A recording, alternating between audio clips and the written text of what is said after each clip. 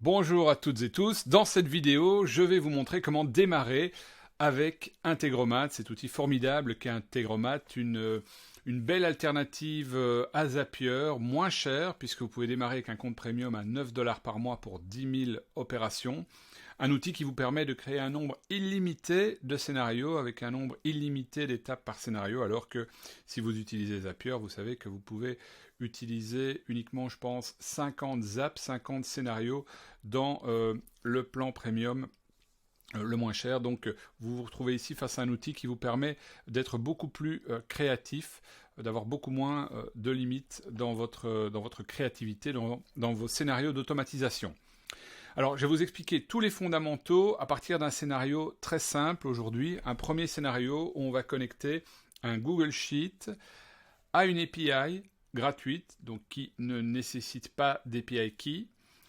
On va injecter dans cette API du gouvernement français le nom d'une commune. On va récupérer un code postal et la population de cette commune dans le même Google Sheet.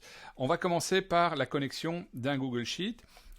Quand vous ouvrez un scénario, quand vous créez un nouveau scénario sur Integromat, vous démarrez avec une page blanche, comme celle que nous avons juste en face de nous, avec un module où l'on retrouve un point d'interrogation. Vous devez cliquer dessus pour pouvoir ajouter votre premier module. Alors j'avais déjà pré-créé un scénario, c'est pour ça que j'ai une shortlist avec Google Sheet et mon connecteur HTTP pour mon API, mais j'aurais pu rechercher dans la base ici Google Sheet pour retrouver le module. Je clique sur Google Sheet. Et là, je découvre toutes les possibilités d'interaction avec un Google Sheet, séparées en trigger, action et recherche. Dans le cas qui nous occupe aujourd'hui, on va utiliser un trigger, un déclencheur pour le début de notre scénario, et une action pour réinjecter de la donnée dans notre Google Sheet. Donc on va d'abord commencer par Watch Rows, regarder les rangées. Alors, il faut connecter un compte Google à Integromat pour pouvoir récupérer les Google Sheets, les Google Docs, des fichiers Google Drive, etc. Bon, je vous conseille d'utiliser évidemment un compte, peut-être pas votre compte principal où vous avez toutes vos informations, un autre compte, mais bon, c'est sécurisé bien entendu, mais il est toujours bon de séparer ses comptes. Aujourd'hui, je vais utiliser un compte démo pour les besoins de la cause, sur lequel je n'ai qu'un seul spreadsheet. Donc, si je recherche mes spreadsheets, voilà, j'ai le spreadsheet démo Integromat que je vais connecter. Alors, juste en termes de connexion avec Google, vous pouvez connecter Integromat à la fois à Google Drive, donc à votre dossier Google Drive, vous avez tous vos fichiers, y compris vos Google Sheets, vos Google Docs, vos Google Slides, mais également à Gmail. Petit bémol, ceci dit, si vous souhaitez connecter Integromat à Gmail, vous allez devoir passer par une procédure un peu plus complexe, qui est expliquée dans un tutoriel très détaillé par Integromat, mais ce ne sera pas une connexion aussi rapide que la connexion avec Google Drive. Donc vous devrez passer par quelques étapes. À partir du moment où c'est fait, mais vous devrez suivre un tutoriel pas à pas si vous souhaitez connecter Gmail. Voilà, on referme la parenthèse, on est ici dans une connexion Google Drive pour récupérer des sheets. Donc, je choisis mon spreadsheet démo Integromat, et puis je vais choisir, si j'ai plusieurs sheets, plusieurs tables dans ce spreadsheet, je vais choisir celui que je veux utiliser. Alors, c'est le moment peut-être de vous donner une information pratique quant à la connexion d'Integromat avec Google Sheet ou avec d'autres outils. D'ailleurs, il est toujours important de bien vérifier que vous ne modifiez pas les noms des éléments de référence. Donc, par exemple ici, par défaut, vous savez que Google Sheet appelle chacun de ces tables Sheet, Sheet 1, Sheet 2, Sheet 3. Mais si je vais dans le Google Sheet en question, qui est celui-ci, qui est vide pour l'instant, on va aller le paramétrer dans quelques instants. Vous voyez que j'ai Sheet 1 ici en bas. Si je modifie ça et que je l'appelle liste, bon, bien entendu, il ne s'appelle plus sheet 1. Donc, je vais aller à ce moment-là, vous voyez, réactualiser ma liste et j'ai liste que je peux référencer dans ce scénario. Voilà. Alors, on me demande si mon Google Sheet contiendra des headers, donc des titres au-dessus de mes colonnes. Je vais indiquer oui, parce qu'on va les créer dans quelques instants. Puis ici, en fait, on me demande quelles sont les rangées qui ont des headers. Par défaut, sont toutes les rangées disponibles.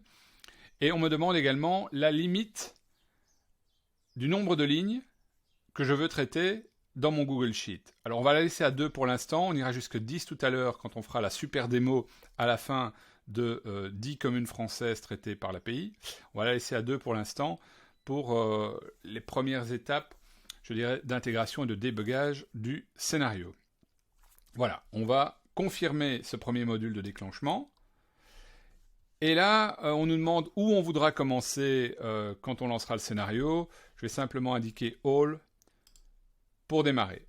Et on va passer à notre Google Sheet pour le paramétrer et pour lui ajouter une première donnée qui sera traitée par le scénario Integromat. Alors, comme je vous l'ai dit, on va partir d'une commune, donc d'un nom de commune. Donc, on va indiquer commune pour notre première colonne. Puis, on va avoir code postal. Et puis, on va avoir population. Voilà. Et je vais également prendre soin de geler la première ligne pour qu'elle puisse rester au-dessus de mon Google Sheet si je scrolle vers le bas. Donc, je vais aller dans View, Freeze, en français c'est peut-être figé ou gelé, première rangée, voilà. Et si j'indique un premier nom de commune, Nice par exemple, vous voyez que si je scrolle vers le bas, les titres restent bien au-dessus de mon Google Sheet. Parfait. Donc, le Google Sheet est prêt pour la démo. On va revenir à Integromat et on va connecter l'API du gouvernement français, API gratuite qui nous permet de retrouver codes postaux, population, etc. sur base du nom de la commune. Alors, avant de l'ajouter à Integromat, je vais me rendre sur le site où on retrouve l'API. Je vous donnerai l'adresse en dessous de la vidéo. Donc, vous avez ici toutes les explications sur l'API. Alors, si vous ne savez pas ce qu'est une API, c'est fondamentalement un service qui est accessible à travers simplement un call HTTP, donc à travers une URL. Alors, très souvent, les API ont une clé de sécurité que vous devez adosser à votre appel HTTP, soit directement dans l'appel, soit via un header. On vous explique tout ça en général dans la documentation des API. L'API que je vous propose aujourd'hui d'utiliser pour ce test du gouvernement français ne nécessite pas d'API key, donc ça sera très simple à utiliser. Donc, on utilise aujourd'hui la recherche par nom. Alors, ce dont on a besoin, c'est vraiment l'URL. Hein. Donc, c'est ce qui se trouve ici. D'accord ? On va aller copier tout. On ne va pas tout utiliser cependant. Je vais aller à copier. Je vais aller vous montrer dans un autre tab de mon browser vide ce que ça donne si je lance en fait cette API, ce call dans mon browser. Donc vous voyez que ici j'avais Nantes comme commune de référence. Donc ça me remonte un code pour Nantes, ça me remonte le code département, le nom du département qui est la Loire-Atlantique. Ça me remonte également le nom d'une autre commune qui contient Nantes, Nantes-en-Ratier, et également le nom du département ici qui est l'Isère. Alors, nous, ce qu'on va faire, c'est uniquement utiliser l'appel par le nom et un paramètre qu'on vous propose d'utiliser ici, qui est Boost Population, qu'on retrouve, alors je ne sais pas si je peux le montrer ici, oui, dans l'URL, voilà, vous voyez, Ent Boost Population, qui nous permet en fait de remonter les informations par ordre décroissant de population, c'est-à-dire en commençant par la population la plus importante, pour ne pas démarrer par un village qui inclurait le nom que l'on recherche. Voilà. Pour les besoins de cette démo, c'est plus simple pour moi de vous sortir simplement le premier résultat, celui avec la population la plus importante. Alors, on va revenir à Integromat pour intégrer cette API. Je l'ai toujours dans mon presse-papier. Je vais ajouter un deuxième module, et ce deuxième module, ça va être l'appel à l'API. Comment on fait un appel à une API ? On choisit le module proposé par Integromat, qui est le module HTTP. On a là plusieurs possibilités. Comme on est sur un call très simple, sans même d'autorisation par une API key, on va utiliser cette première option qui est Make a Request. On va coller notre URL là. On va enlever les éléments sur le département, on n'a pas besoin pour cette démo. Et on va enlever également cette limite. Voilà, donc on ajuste l'appel au nom de la commune, qui est Nantes statiquement pour l'instant. Et on a donc ce Boost Population qui va nous remonter les choses par ordre décroissant de population. Important, on veut sélectionner cette option Parse Response. Alors, qu'est-ce que c'est que ce Parse Response?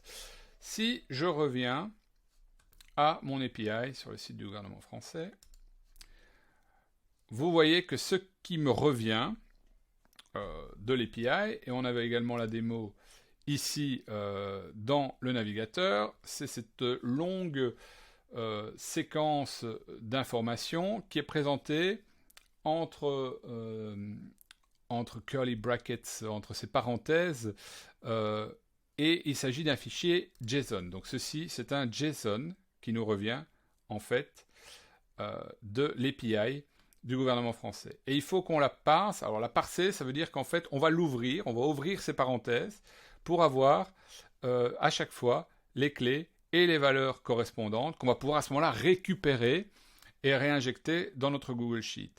Si on ne parse pas la réponse de l'API, on va se retrouver avec une seule donnée qui va être l'ensemble des éléments de notre parenthèse présentés dans une seule donnée, si vous voulez. Et là, évidemment, on ne pourra pas aller attribuer chacun des éléments de cette parenthèse à chacune des cellules dans nos colonnes dans notre Google Sheet. Donc on doit déstructurer, si vous voulez, ouvrir cette parenthèse. C'est tout le principe de ce parse response qu'il faut donc choisir ici. Voilà. Alors, on va évidemment devoir remplacer notre Nantes, notre commune Nantes, par un élément dynamique qui va nous remonter, qui va revenir de notre Google Sheet. Vous voyez que si je clique sur Nantes ici, j'ai déjà ici en fait des références à mon premier module Watch Rows. Ces références ne reprennent pas encore les titres de mes colonnes qu'on retrouve donc dans mon sheet démo Integromat. Alors si je veux avoir des références plus explicites, comment faire? Je vais vous montrer ça. Donc si je veux avoir des références plus explicites, ce que je vais faire, c'est cliquer bouton droit sur mon premier module et lancer ce module. Donc je vais lancer le module une première fois, aller rechercher de l'information et créer mon data model, si vous voulez, sur base de mon Google Sheet pour pouvoir exploiter ces données dans mon deuxième module, dans le module HTTP. C'est parti. Voilà, c'est fait. Donc maintenant, je reviens dans mon module HTTP. Ah, je ne l'avais pas sauvé tout à l'heure, donc je vais aller récupérer mon URL ici dans mon browser. Oui, il faut à chaque fois, idéalement, sauvegarder par un OK votre module avant de passer à l'étape suivante. Voilà, alors je vais enlever, donc, puisqu'on ne voulait pas le département, la partie département, et je vais enlever ce paramètre limite. Voilà, donc je me retrouve à ce que j'avais tout à l'heure, et n'oubliez pas, parse response. On va maintenant aller remplacer notre Nantes par la donnée dynamique que l'on veut rapatrier depuis notre Google Sheet. Donc, au lieu du Nantes, j'enlève le Nantes, je clique ici sur la colonne A, où vous voyez, j'ai déjà mon Nice en regard de la colonne A. Voilà, donc j'aurai nom égal, à ce moment-là, ma cellule de ma colonne A. Donc là, à chaque fois, pour chaque rangée, il va aller reprendre le nom de la commune et l'injecter dans l'API pour pouvoir faire la recherche. Très simple. Alors oui, je ne vous ai pas précisé la chose, mais il s'agit bien ici d'une API que l'on attaque en GET pour aller récupérer de l'information. Voilà. Alors, je ferme ceci. Donc là, maintenant, je n'ai plus d'indicateur d'erreur. Je suis prêt. Alors, je peux à chaque étape de création d'un scénario vérifier que tout se passe bien. Mais pour que je redémarre à chaque fois à ma première ligne, qu'est-ce que je fais? Je fais bouton droit, choose where to start, et je vais pouvoir même aller choisir manuellement où commencer. Donc là, par exemple, je commence sur la ligne 10, bon, c'est la seule que j'ai. Et au lieu de faire un run this module only, ce que je vais faire, c'est lancer toute la séquence. Et là, en fait, il va me prendre l'information dans mon Google Sheet et l'envoyer vers l'API du gouvernement français. C'est parti. Boum. Vous voyez qu'en fait, on a eu quelque chose qui s'est passé dans le premier module et quelque chose qui s'est passé dans le deuxième module. Si vous aviez du rouge ici à la place du 1, c'est sans doute qu'il y a une erreur. A priori, ici, il n'y a pas d'erreur.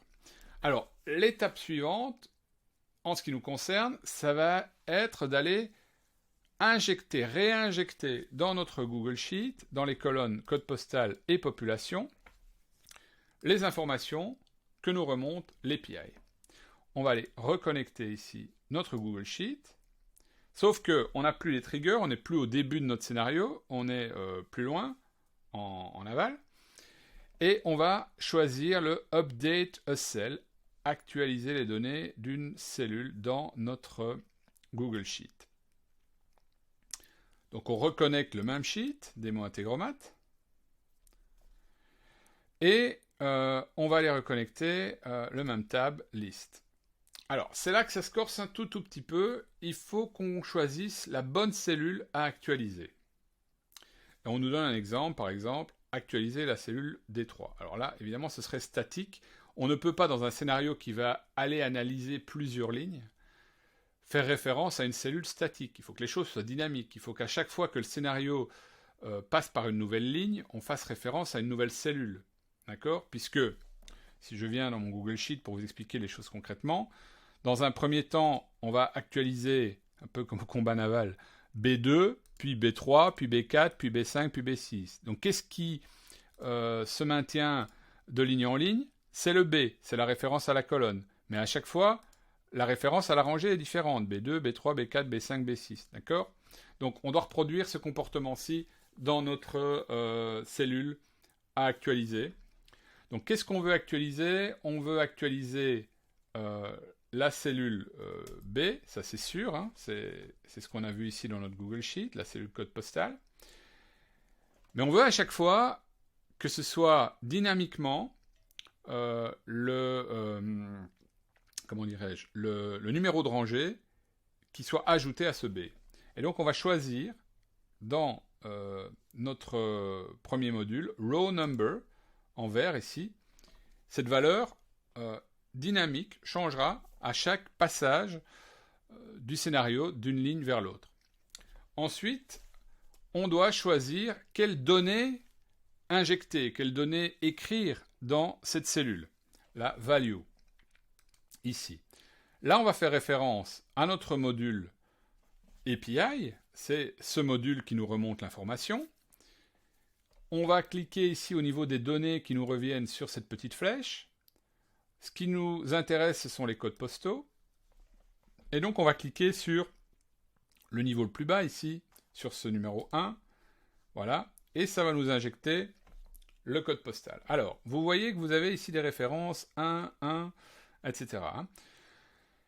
Ce qui est important de comprendre, c'est que dans une même commune, en France ou ailleurs, parfois, il y a, en fonction des quartiers, plusieurs codes postaux. Donc, vous allez potentiellement avoir l'API qui va vous remonter un array, une série d'informations, de données séparées par des virgules pour les différents codes postaux. Dans notre exercice, on veut uniquement un code postal et on veut le premier. Et il s'avère que par défaut, comme vous le voyez, dans la série codes postaux, ce système, ce principe, nous remonte le premier code postal, donc c'est très bien. Si pour une raison X ou Y, je voulais le deuxième code postal de la série, j'indiquerai 2. Si je voulais le troisième, j'indiquerai 3. Je vais le laisser sur 1, c'est très bien, ça nous remontera le premier code postal. Nous sommes contents avec ça. Donc je répète, on a choisi notre spreadsheet, notre sheet, on a choisi dans quelle cellule on veut injecter l'information, quelle cellule on veut actualiser. C'est ici dans la colonne B, une cellule dont le rang sera incrémenté ligne par ligne, donc le row number, et on veut injecter comme valeur, cette valeur qui nous revient de l'API, le premier code postal de la série. OK. Alors je vais sauvegarder, toujours important de sauvegarder ici en dessous, hein. Sauvegarder, voilà. Je vais sauvegarder ça. Et comme on l'a fait tout à l'heure, c'est toujours une bonne pratique, je dirais, pour vérifier que tout fonctionne bien. On réessaye l'ensemble du scénario, donc on va redémarrer à 0, choose where to start, choose manually, on va rechoisir notre Nice, d'accord. On va lancer le scénario.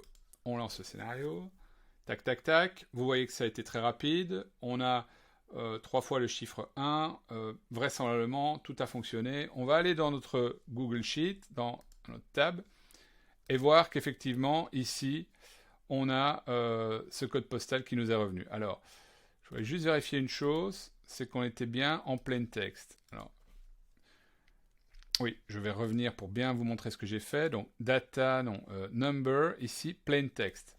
Je vous dis ça parce que, petit détail, les codes postaux en France souvent commencent par un 0. Et souvent, quand vous injectez un 0 dans la case d'un spreadsheet, si vous ne précisez pas que c'est un plain text, le premier 0 va être enlevé. Alors, on va réessayer la chose, on va relancer le scénario et voir ce qui se passe. Donc, je reviens ici, je refais donc mon débugage, je repars de Nice et je renvoie la chose et je reviens là.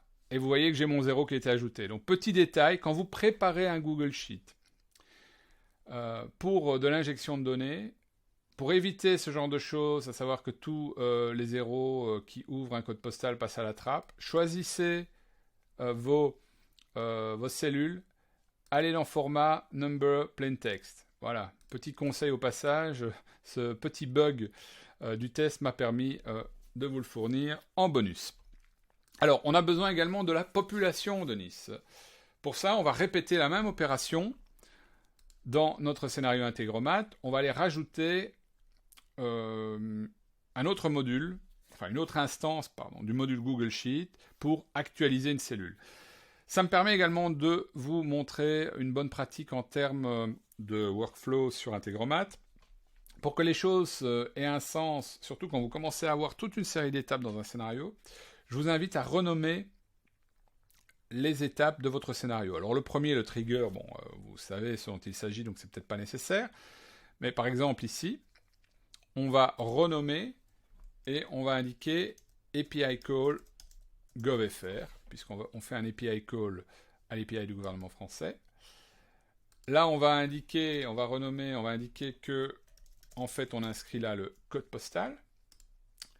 Et puis, on va rajouter un module Google Sheet, donc Update a Cell. On va choisir le même spreadsheet, la même feuille. Mais là, on n'est plus dans la colonne B, on est dans la colonne C, comme vous le voyez ici. D'accord? Donc, même principe, on va référencer la colonne C avec, en partant donc de ce premier module qui était notre trigger, notre row number, qui va changer à chaque fois. Donc, on va être sur C2, C3, C4, etc. Et comme valeur, on va, dans les données que nous remonte, et vous voyez, elle est bien nommée ici, l'API du gouvernement français, et on va récupérer la population. Voilà, donc là, on est bon. Et vraisemblablement, on va refaire le test, on va récupérer la population de Nice. Donc, on va redémarrer au début et lancer l'API, enfin lancer tout le scénario qui inclut l'API pour voir où on en est. Ah, attendez, je vais aussi aller renommer ça, donc en population, comme ça, tout sera bien clean sur mon scénario. Voilà. Et oui, je vais peut-être aller vider ceci, comme ça vous aurez la démonstration intégrale. C'est parti. Boum. Voilà, tout s'est bien passé apparemment. Et effectivement, donc on a bien notre code postal avec notre 0, et on a bien la population associée, donc tout va bien. Alors, ce qu'on va faire maintenant, c'est maintenant que ça devient intéressant et joli en termes de démo, on va ajouter toute une série de villes, donc je vais mettre Paris, Lyon, Dijon, Marseille, Bordeaux, je vais en mettre 10. Qu'est-ce que je vais vous mettre d'autre? Gordes en Provence, j'adore Gordes. Je vais vous mettre Lille aussi. Je vais vous mettre Metz et je vais vous mettre Reims, qui est pas très loin. Voilà, donc j'en ai 10 puisque je vais de la ligne 2 à la ligne 11. Je vais enlever ceci. Voilà. Et revenir à mon scénario Integromat. On va lui proposer de redémarrer à 0. Donc choose where to start. Choose manually. Là, vous voyez qu'en fait, toutes mes lignes ont été référencées et je vais démarrer à la 2. Alors, j'aurais pu démarrer ailleurs. Je peux également choisir, au lieu de venir ici dans choose manually, si je sais qu'en fait je démarre de la ligne 2, je peux lui indiquer 2 ici et il va démarrer de la ligne 2. D'accord? Je vais le faire comme ceci. Voilà. Et, chose importante, vous vous souvenez peut-être qu'on avait limité le traitement de notre scénario Integromat à 2 lignes. Donc on va cliquer sur le module de départ pour pouvoir lui dire qu'il peut augmenter ça à 10 lignes. Voilà. Sauvegarder, toujours, bonne pratique, sauvegarder. Donc là on est prêt. C'est ce que j'appelle l'instant de vérité. On va appuyer sur Run Once et donc Integromat va nous traiter les 10 lignes. Je vais directement passer au spreadsheet pour qu'on voit ce scénario s'exécuter en temps réel. C'est parti, ça va très vite comme vous voyez. On a à chaque fois le code postal, la population. Voilà, on aurait pu avoir 100 lignes, on aurait pu avoir 1000 lignes.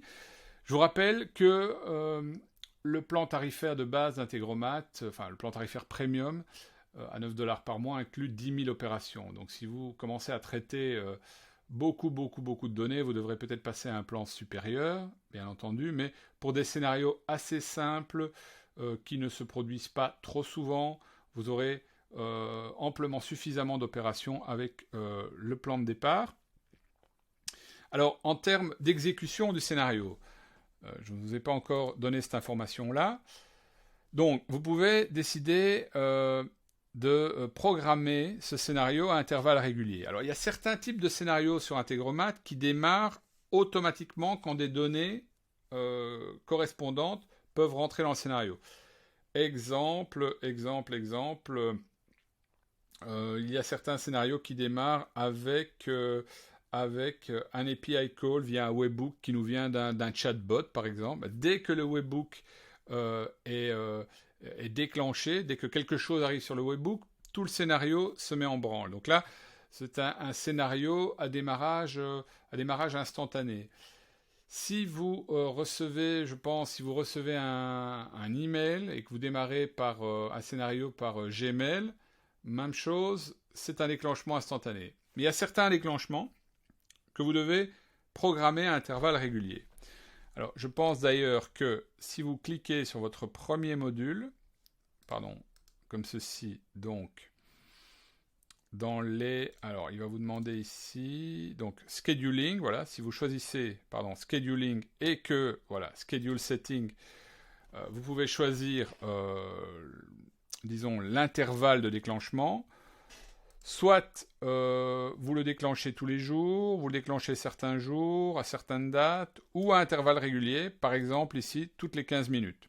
D'accord? Vous pouvez démarrer à 5 minutes. Qu'est-ce que ça veut dire concrètement? Ça veut dire par exemple que si vous ajoutez des lignes, des communes dans votre Google Sheet avec votre liste de communes françaises et que vous choisissez un déclenchement tous les quarts d'heure, toutes les 15 minutes, eh bien toutes les 15 minutes, Integromat va venir voir si vous avez des nouvelles lignes et va les traiter, va déclencher l'ensemble du scénario qui se trouve ici en face de vous. Vous pouvez aussi choisir de ne pas déclencher quelque chose à intervalles réguliers.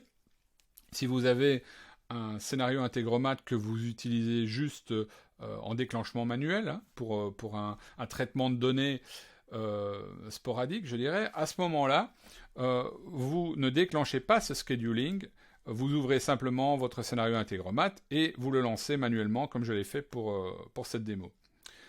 Alors ici, on a juste connecté deux services, Google Sheet en entrée, en déclenchement, Google Sheet en inscription, en action pour injecter un code postal et la population d'une commune.